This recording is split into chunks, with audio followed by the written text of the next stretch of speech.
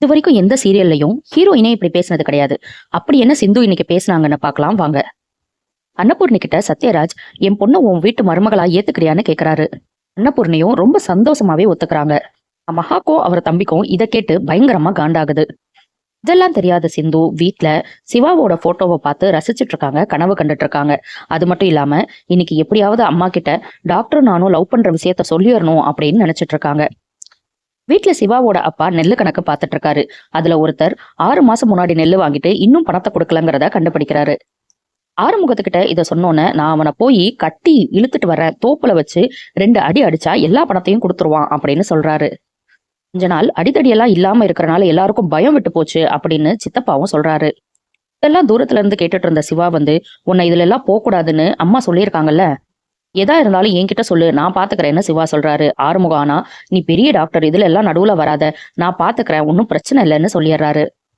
கிளம்பும் போது அன்னபூர்ணி வந்து கோயில்ல நடந்த எல்லா விஷயத்தையும் சொல்றாங்க. இதை கேட்டுட்டு சிவா ரொம்பவே சந்தோஷப்படுறாரு. உனக்கு சம்மதமானு ஆறுமுகத்துக்கிட்ட கேட்கிறாங்க அன்னபூர்ணி. சிவாவும் சிந்து ஆறுமுகத்துக்கு சரியான ஜோடி அப்படின்னும் சொல்றாரு. உங்க எல்லாத்துக்கும் சம்மதம்னா எனக்கும் சம்மதம் அப்படின்னு ஆறுமுகம் சொல்லிடுறாரு. இதை கேட்டு அன்னபூர்ணி ரொம்பவே சந்தோஷப்படுறாங்க. நாளைக்கே பொண்ணு பார்க்க வீட்டுக்கு போயிடலாம்னு பேசிக்கிறாங்க. சிந்து கரெக்டா அவங்க அம்மா கிட்ட லவ் பண்ற விஷயத்த சொல்லலான்னு வர்றாங்க.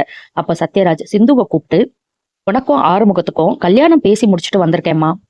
என் நண்பன் எனக்கு நிறைய உதவி செஞ்சிருக்கான், அவனாலதான் இப்பேற்பட்ட நிலைமையில நான் இருக்கேன். உன்னை கல்யாணம் பண்ணி கொடுத்தா என் நன்றி கடன் எல்லாம் தீர்ந்துரும் அப்படின்னு சொல்றாரு. இதை கேட்டு பயங்கரமா ஷாக் ஆகுறாங்க சிந்து. ஆனா அவங்க அம்மா ரொம்பவே சந்தோஷப்படுறாங்க. நீ அந்த வீட்டுக்கு மருமகளா போக கொடுத்து வச்சிருக்கணும்னு சொல்றாங்க.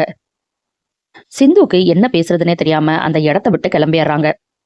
இங்க மகாவும் அவங்க தம்பியும், என்னடா ஆறுமுகத்துக்கு கல்யாணம் ஆயிரும் போல இருக்கே அப்படின்னு ரொம்பவே ஃபீல் பண்றாங்க. நீ ஆறுமுகத்தை எப்படியாவது ஏதாவது ஒரு பெரிய கேஸ்ல ஜெயிலுக்கு அனுப்பிடு, இருக்கிற சொத்தெல்லாம் கோவத்துல சிவா மேல எழுதி வச்சிடணும் அந்த அன்னபூர்ணி அப்படின்னு பிளான் பண்றாங்க. அம்மா 2 பேருக்கும் பயங்கரமா கருகுது போல. சட்டு புட்டுன்னு சட்னி பண்ணு, நான் சாப்பிடணும்னு சொல்றாங்க அவங்க மக ஐஸ்வர்யா.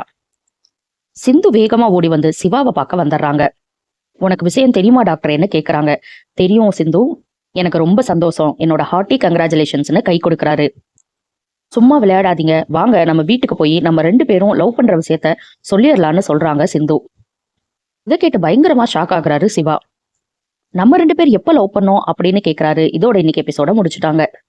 நாளைக்கு என்ன நடக்க போகுதுன்னா, சிவா சிந்து கிட்ட, நான் ஆல்ரெடி லவ் பண்றேன், என் கூட ஒர்க் பண்ற பொண்ணதான் லவ் பண்றேன், இதுதான் அந்த பொண்ணு அப்படின்னு ஸ்னேகாவோட போட்டோவையும் காட்டுறாரு.